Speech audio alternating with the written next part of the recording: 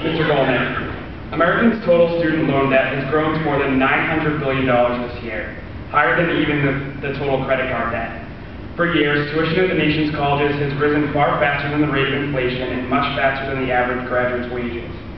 Do you believe that the federal government has a role to play in making college more affordable, and if so, how would you propose to do this? If not, why not? Thank you very much. Well, look, I can tell you from experience that student debt certainly is a big challenge. As I said, I had over $100,000 myself, and I still have about $32,000.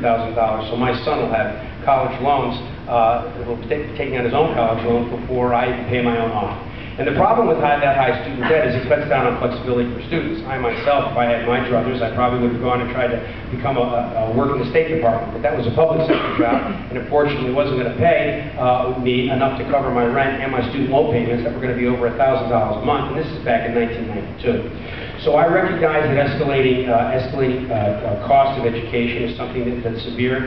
I recognize that students obviously are accruing a lot of debt as a result of this. I think that we need to look at a number of things. I think the federal government, the first thing they shouldn't do is they shouldn't cut any funding for students. I know that's been talked about. I think that with regard to deferments, I think if it's still the same way when I was a student, you were allowed to defer your student loan payments for the first six months out of school until you found work. And I think that, and then when you went back to school, it went into deferment as well. Is that correct? I believe that's what it is. It still is.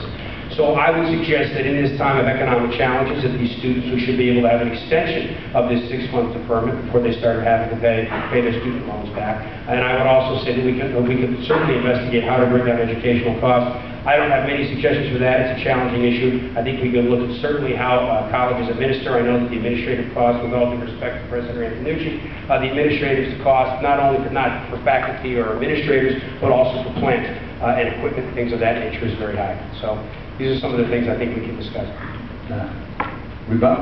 Well, you're fortunate to be in a community that's home to a remarkable state university that's making extraordinary investments here. It was one of the visits I took, and it's great to see the building that just where they opened up the back, so it's all glass now. It's beautiful to see as you come up the street. And Gardner, home to Mount Wachusett, again, two remarkable educational institutions that are key to these communities' capacity to educate its young people and give them the skill set that they are going to need in a very competitive environment. But what we need to do for students is to make sure that the debt burden is as low as possible. My husband was a United States congressman when he paid off his student loan debts. So we lived with those debts for a very long time, and I understand what a burden it is, which is why at the federal level, we fought the hard fight to make sure that the interest rate was kept at 3.4%. It was going to double. It took a lot of effort for us to persuade our colleagues on the other side of the aisle that this was really important for young people.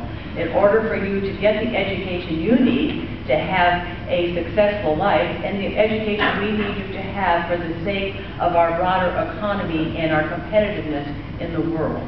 So we're in it together here. We're absolutely in it together. We have to support you.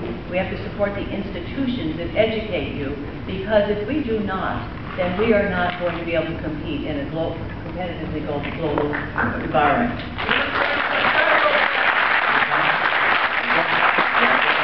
okay.